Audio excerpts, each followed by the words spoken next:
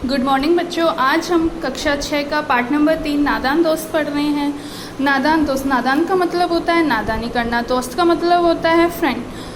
ये दो बहन भाइयों की कहानी है। भाई का नाम केशव, बहन का नाम श्यामा। इनके घर पे पहली बार किसी चिड़िया ने अंडे दिए तो इनके अंदर कई तरह की जिज्ञासा उत्पन्न हो गई कि चिड़िया, उनके मन में कई तरह के सवाल खड़े होने लगे कि बच्चे क्या खाते होंगे, कितने होंगे, बच्चे कैसे होंगे, बच्चों के पर कैसे निकलेंगे, अंडे कितने बड़े होंगे, किस रंग के होंगे।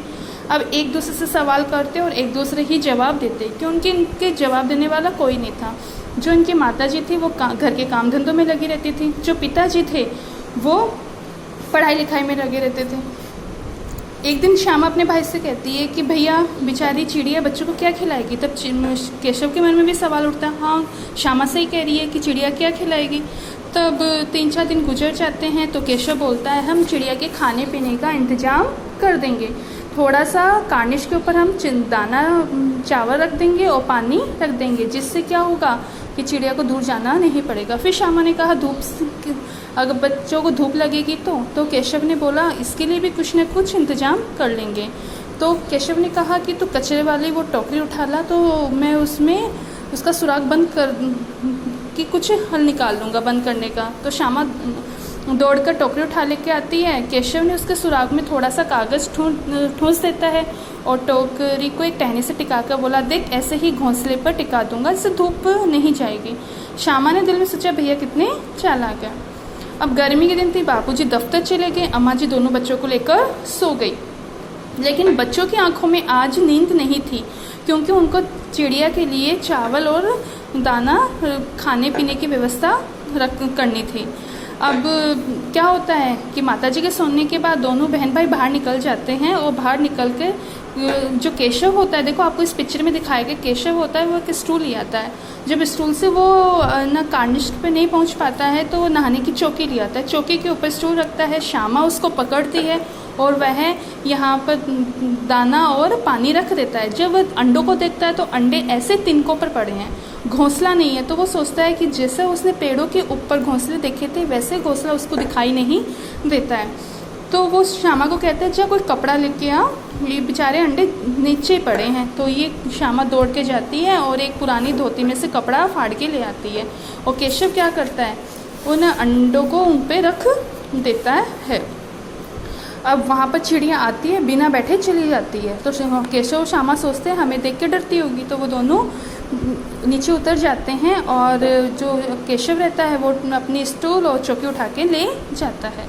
तभी माँ की आँख खुलती है, माँ देखती है कि दोनों बच्चे नहीं हैं और फिर वो माँ क्या करती है, डांट डपका के कमरे में वापस बच्चों को क्या कर देती है, बंद कर देती है। अब गर्मी के दिन थे तो बच्चों को नींद भी आ जाती है। 4 बजे श्यामा की आँख खुलती है तो श्यामा गेट खोल के देखती है तो वो देखती है कि अंडे वो नीचे पड़े हैं। तो वो सोचती है बच्चे तो उड़ गए।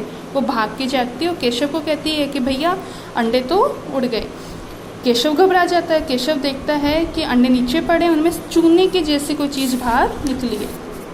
उसके चेहरे का रंग उड़ जाता है। तभी उनकी माँ वापस आती है। माँ देखती है तो माँ केशव से पूछती है केशव तूने अंडों को छुआ था? तो केशव बोलते नहीं माताजी, मैंने तो अंडों की हिफाजत की थी, ध्यान रखा था। तब माँ कहती है कि बेटा अंडों की देखभाल नहीं की जाती, अगर अंडों के आप हाथ लगा लेते हो अंडे क्या हो जाते हैं, गंदे हो जाते हैं। फिर जो चिड़िया है उन अंडों को सेती नहीं है। तो अब केशव को बेचारे को रोना आ जाता है। रोनी सूरत बनाकर बोलता है मैंने तो सिर्फ अंडों की ही गद्दी पर रखा था, मुझे क्या पता इतनी बड़ी अनहोनी हो जाएगी। वो केशव को इसका बहुत ज़्यादा अफसोस होता है।